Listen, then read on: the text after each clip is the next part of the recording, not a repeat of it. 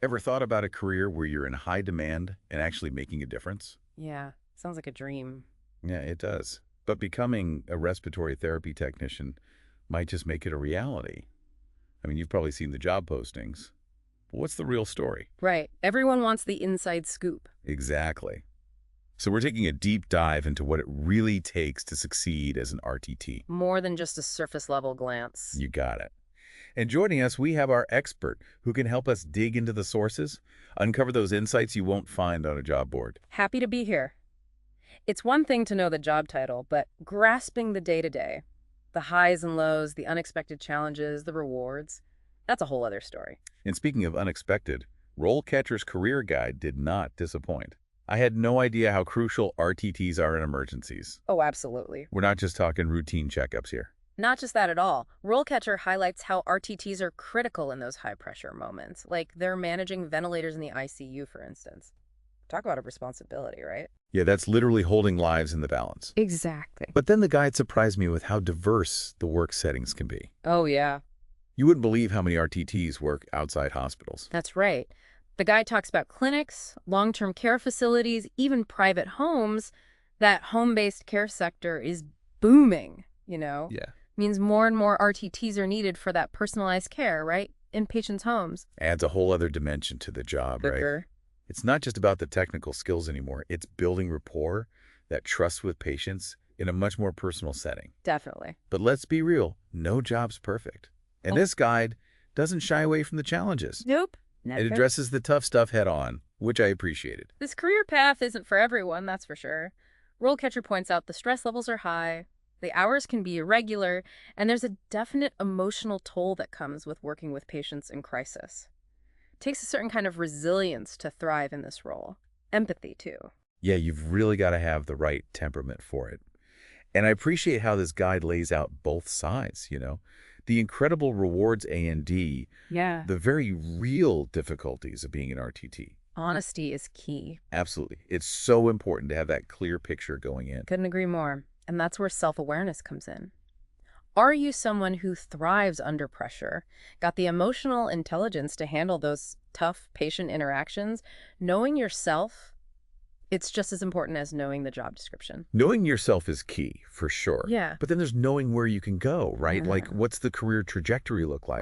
Right. And one thing I loved about RoleCatcher's Guide was how it breaks down that career ladder for RTTs. You're not just stuck, there are actual opportunities to level up. It's true. And what I find fascinating is how the guide maps out this clear path for advancement. Yeah. So you might start entry level, but there are concrete steps you can take. To gain more responsibility, specialize in a certain area of respiratory care, really shows that this field values professional growth, So tell me more about these steps. The guide mentions certifications like CRT, Yeah, certified respiratory therapist. right, CRT, Oh. and then there's RRT, which is the Registered Respiratory Therapist Credential, That's the big one. and then BLS, Basic Life Support, ACLS. Advanced cardiovascular life support. It's a lot of acronyms. So what's the deal? What do they all mean for someone just starting out? Think of those certifications as like your power-ups. Okay, I like that. In the world of respiratory therapy, they show employers that you've got the knowledge, the skills to handle those increasingly complex situations. Makes sense. Proof you can handle the heat. Exactly. So, for example, earning your RRT, that often opens doors to leadership. Supervising a team of RTTs, maybe even managing a whole department one day. Oh, wow. So for our listeners who are ambitious, want to climb that ladder, this field has you covered. And speaking of different paths, the guide also touched on specializations within respiratory care, like neonatal or critical care. It's incredible how much variety there is under this one umbrella. It really is. And those certifications, they often tie directly into specializing. So say you're passionate about working with newborns in a neonatal intensive care unit. Oh, wow, those little ones. You'd likely need the neonatal resuscitation program certification, the NRP. It's about finding your niche, within this broader field, and it's always evolving. That's amazing. So we've got the job itself, the paths you can take, the specializations. But what about the skills? Like, what does it really take to thrive as an RTT?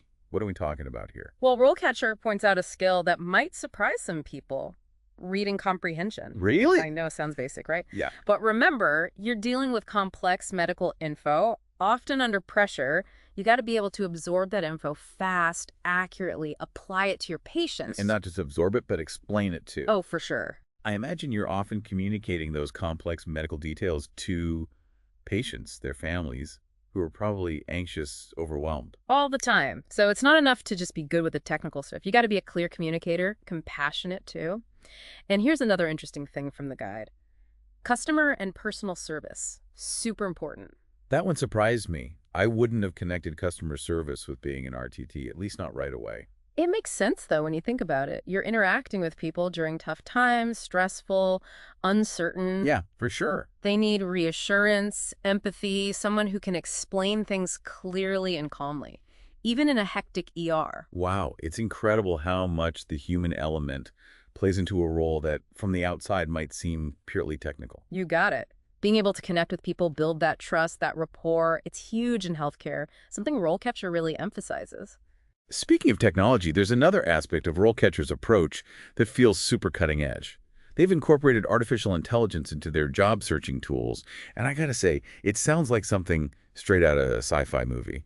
So we talked about the skills, the career paths, that surprising human element, but RoleCatcher doesn't just leave you hanging when it comes to actually landing the job. Right, they help you seal the deal. Exactly.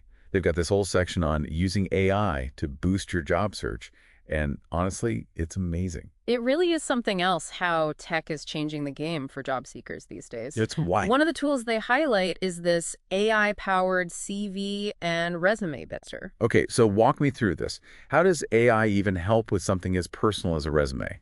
Well, picture this. You find that perfect RTT job posting, right? Okay, yeah. You're ready to apply. Instead of just using a generic resume, you use this tool. Okay. It analyzes the job description, like the specific language, the keywords they use, and then it tailors your resume to match, highlighting the skills and experience that that employer is looking for. So it's like having a personal resume writer, but they already know what the hiring manager wants. Exactly. That's incredible, and it gets even better. They also have AI-powered interview practice. Yeah, you can actually practice answering questions, Yeah. common interview questions, record yourself, and then get AI feedback. On what, like everything? Everything, your tone, your body language, even analyzes how well you're actually answering the questions, which I think we've all struggled with, right? Oh, 100%. That feeling of, ugh, I wish I could have a do-over on that one. Right. But this tool, it's like having that do-over. That's huge. You can practice, refine those responses, walk into the interview feeling so much more prepared, confident. In a competitive job market, even for a field like this where there's high demand, Oh, yeah. having that edge is crucial. Absolutely. It sounds like these AI tools are really revolutionizing things. Not just what it means to be an RTT, but how you even get started. For sure. And speaking of the future of the field, one more thing from the guide I wanted to touch on. Okay, yeah. RoleCatcher talks about telemedicine and digital health, how it's transforming respiratory care, which is fascinating to think about. That is fascinating. What do they see happening for RTTs? I mean, in this whole digital health world. Right, it's the big question, isn't it? Totally. Could mean RTTs working remotely, monitoring patients' data from afar, maybe virtual consultations become a bigger deal. Interesting. There's even the potential for, like, entirely new roles, specializations that we haven't even thought of yet. It's pretty mind-blowing when you think about it, how much this field is changing, how important it's going to be. So for our listeners who are intrigued by this career path, by all the possibilities, RoleCatcher's full guide is an incredible resource, It really is. packed with info, details about those AI tools we talked about. Don't forget those. Definitely don't. And tons of other resources to help you take that next step. Couldn't agree more. It's out there. Might as well explore, right? Exactly. And on that note, we'll wrap up this deep dive. Hope you've come away with a better understanding of what it takes to succeed as an RTT, from those technical skills to the human touch and everything in between.